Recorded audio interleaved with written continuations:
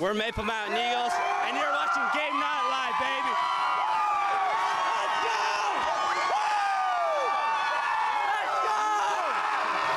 go! A KSL Sports Beat presentation. Game Night Live kicks off now. Presented by Subway Restaurants. Subway, where the winners eat. And hi there, everybody. Welcome to Game Night Live. Glad to have you aboard. Rod and Jeremiah here. JJ, high school football finally arrived. Week one in the books. It is. We had several rivalries renewed and a monster matchup in 5A between top 5 teams. But let's start with some drama. There were 2 double overtime games on opening night. Pineview held off a furious rally from Judge to get a win in double overtime. And then there was this wild finish between Logan and Box Elder. The Bees and Grizzlies meeting for the 97th time, longest currently played series in the state. Logan quarterback Hunter Horsley. Briar Bunderson playing safety for Box Elder. Picks it off, a great read on the play to intercept the pass. He has himself a 45-yard return for 6. Horsley makes up for it in the second quarter. He connects with Spencer Corbett in the end zone. For the second time in the game, they take a 14-10 lead. But Box Elder can throw it too. Jerem Meekum to Dylan Rodriguez. The Bees lead 17-14 at the half. The back and forth continues in the second half. Horsley keeps it and scores from 50 yards out. Logan leads 21-17. The Bees sting the Grizzly offense once again, though.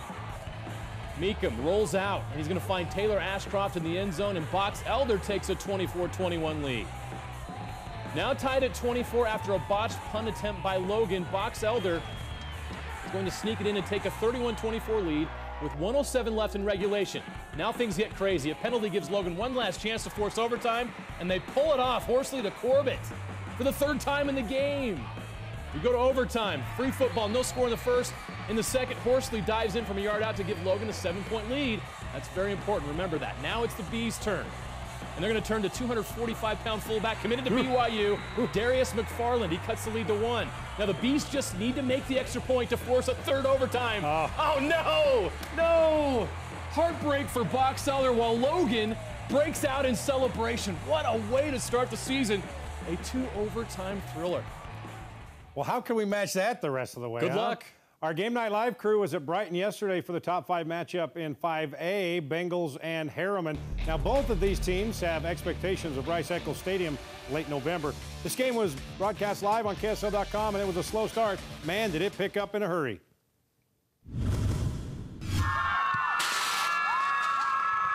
Welcome to Brighton High School and opening night of the high school football season. It was scoreless with 2.5 minutes left in the first when Brighton's defense made some noise. Reynolds, quick slant, picked off by Brighton's Andrew Covey, and Andrew Covey's gonna have a touchdown. Dropped back in my coverage, sat where I was supposed to, he threw it right to me. Did you know you had a touchdown as soon as you caught it? I was hoping so. You had a lot of green. I was going my fastest. Extra point blocked, Bengals led 6-0. That lead did not last long. On the kickoff, Jake Judkins from the 2. This could be a touchdown on the kickoff. A 98-yard return, and Harriman now with the 7-6 lead. Looking left, throwing left, going for Fehoko, got a step, caught. To the end of the 3rd, Drew Jensen and Simi Fehoko went on display. 43-yard pickup. Drew Jensen to Simi Fehoko. Jensen to throw again, this time looking right. Fehoko again in the end zone, jump ball, and it is touchdown. Oh my goodness, what a catch by Simi Fehoko. That 25-yard hookup gave Brighton the 16-7 lead. But then early in the 4th, Mustangs would get closer. Brig Rush, the 3-yard touchdown, that cuts the Bengals lead to 2. Then with under 2 minutes to play, 3rd and 10. Simi Fehoko's got it. Simi Fehoko's got it at the 15-yard line. That should about do it. That would lead to Sione Lund's short touchdown run in the final 20 seconds, and Brighton opens up with the 23-14 win over Harriman. Bengals! Bengals! Bengals! They're going to be physical, credit to them. They're a great team, we just came out and did what we had to do. It means a lot to us.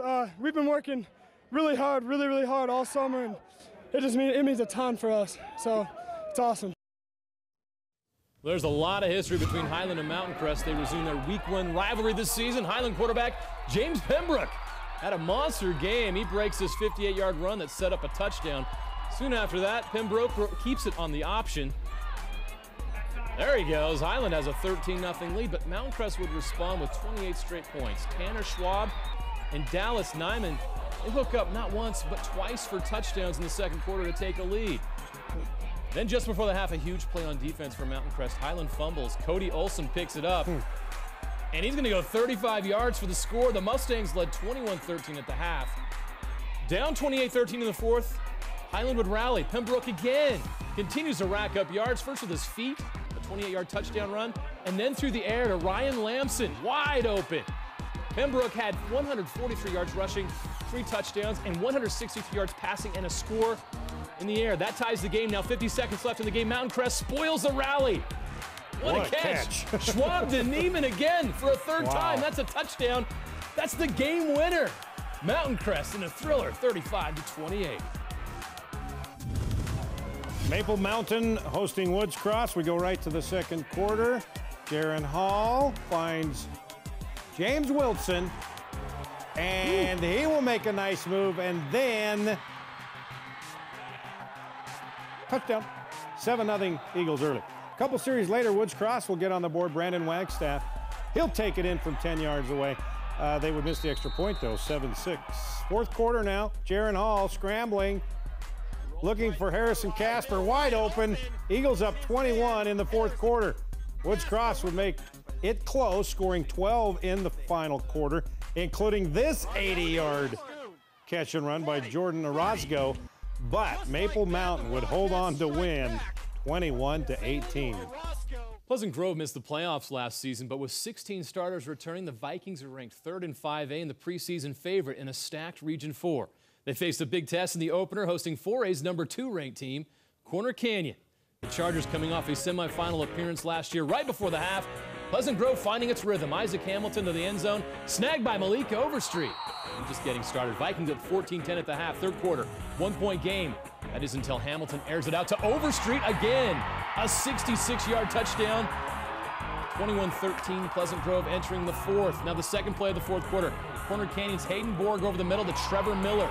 And instead of kicking the extra point, the Chargers go for 2. The PG defense stuffs Corner Canyon at the line and keeps the lead at 2. And remember Overstreet? Well, he puts the nail in the coffin here. From now on, all of 5A will know, do not punt to this kid. Somebody got pancaked there, Yes, they did. This would be an 84-yard punt return for a touchdown. He gets the hat trick. 3 total touchdowns for Overstreet. Gives Pleasant Grove their first win of 2015 by a score of 28-19.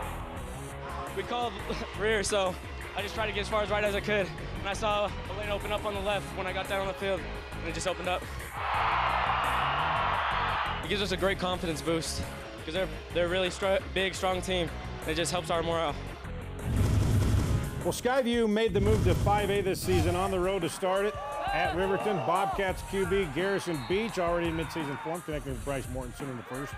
Then Colin Morrison in the second. Skyview out to a 21-0 lead. Riverton gets on the board in the third. Dominique Jeff punches it in, but the Silver Wolves could not keep up with Beach.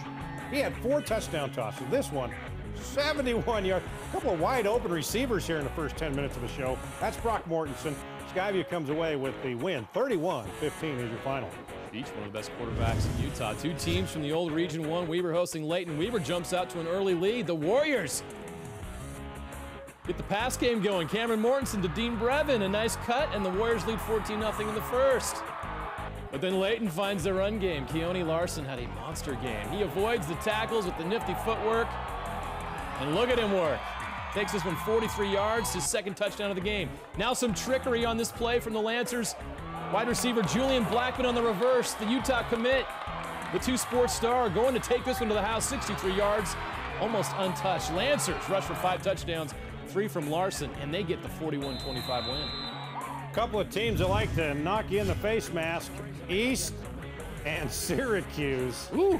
Yeah, they like to get after it. Titans up the shoot right there, 7-0 on the opening drive, but East, they've got some motors as well on the running back spot. Sione Malisi 35-yard touchdown, 8-7 Leopards. Next time East touches the ball, Jalen Warren. He'll bust through, bounce off a couple of people, and he will finish the thing off. Not running very fast, is he? No, but you know what? It's effective. Yeah, 61 yards. He had 187 yards total and 2 scores. Leopards score 21 unanswered to win it, 28-10. Springville taking on their southern rival, the Dixie Flyers. Third quarter, Trey Miller, hero from last year's state championship run, runs in from 7 yards out for the touchdown. 1 of 2 scores for Miller. Springville still leads, though, 28-21. And the Red Devils quarterback Jansen Thorpe made sure it stayed that way. 4 total touchdowns, and this one finds Tanner Pereiro for 6 in the fourth quarter. Springville pulls away to win, 35-21. Two-time defending 2A state champ.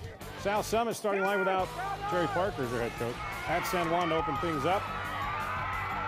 Looks like they're a three-peat for him now. Isaac Tillett, 53-yarder. Up 12 early on. Second quarter, San Juan would answer. Peyton Palmer. He's looking for Max Slavens. Finds him, cuts the lead to 5, but Wildcats would add a couple of more touchdowns. And they get the win on the road. 26-7 is your final.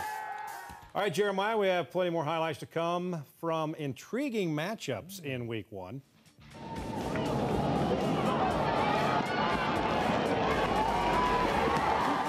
Including 3-time defending 4A champ Tim View on the road to open things up.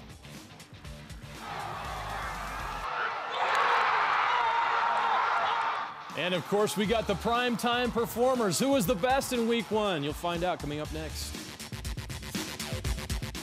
For the students of Corner Canyon, you're watching Game Night! Whoa!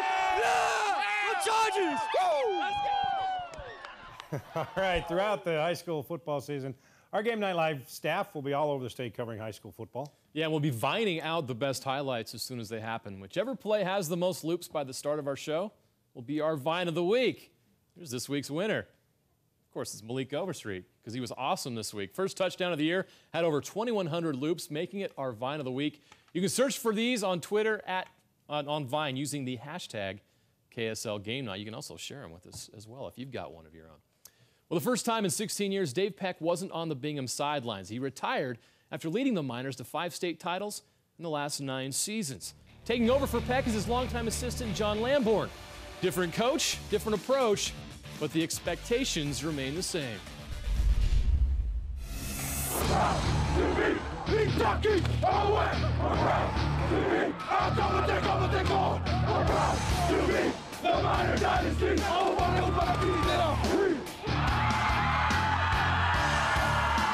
Do they feel that pressure to carry on the Bingham legacy? They better.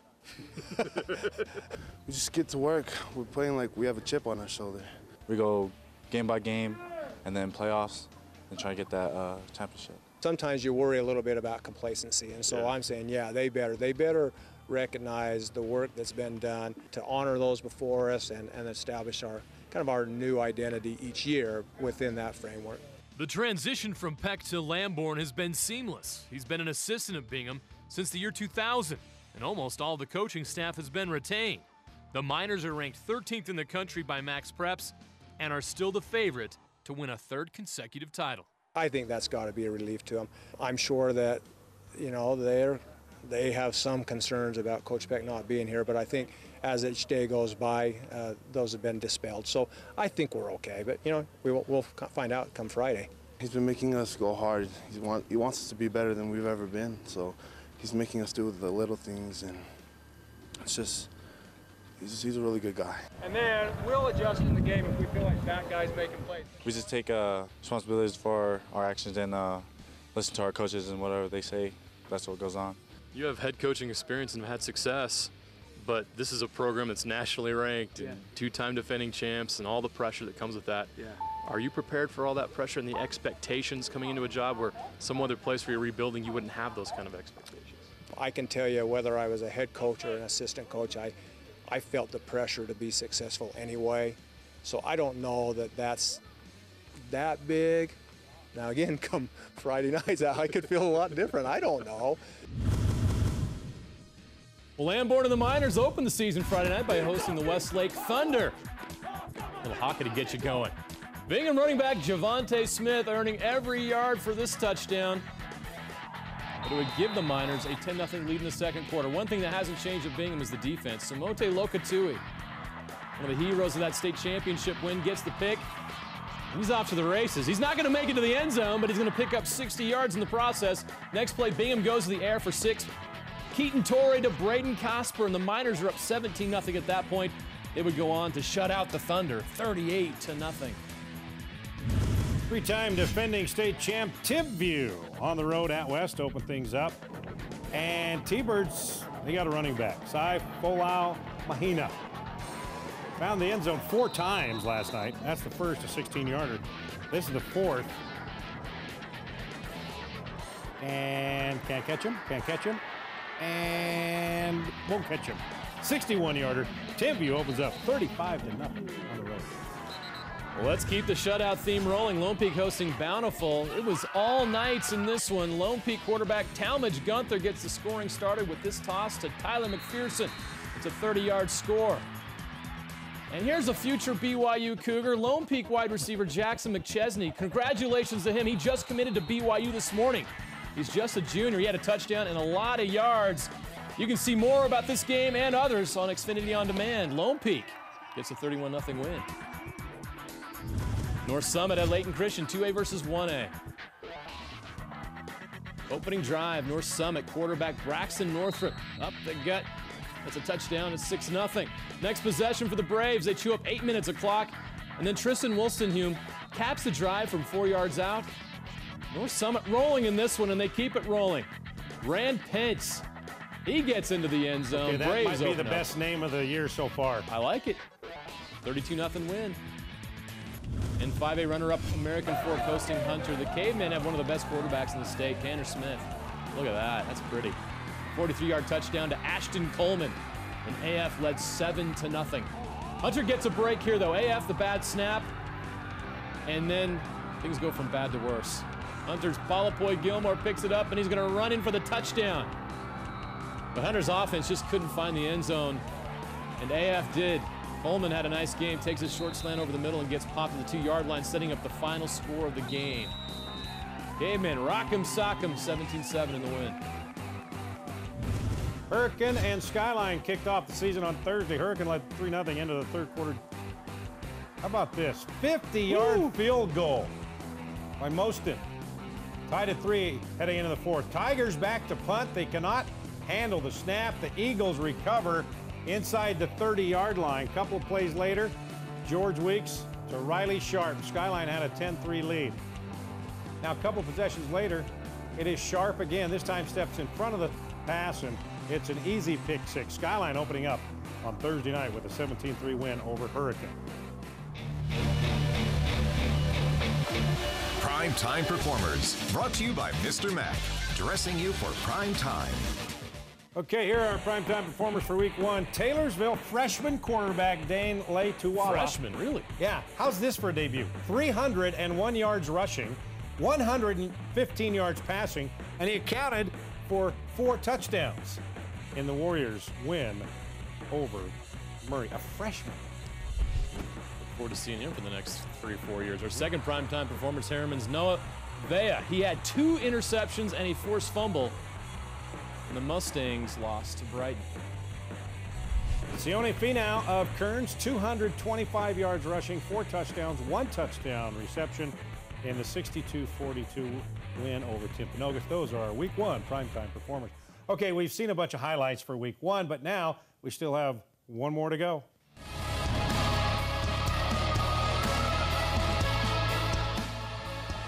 Yes, it is the best plays, best moments of week 1 with music. Jeremiah, it's cool, it's hip. It's the highlight reel when we come back. Got that right. Welcome to Layton Christian Academy, and it's game night tonight.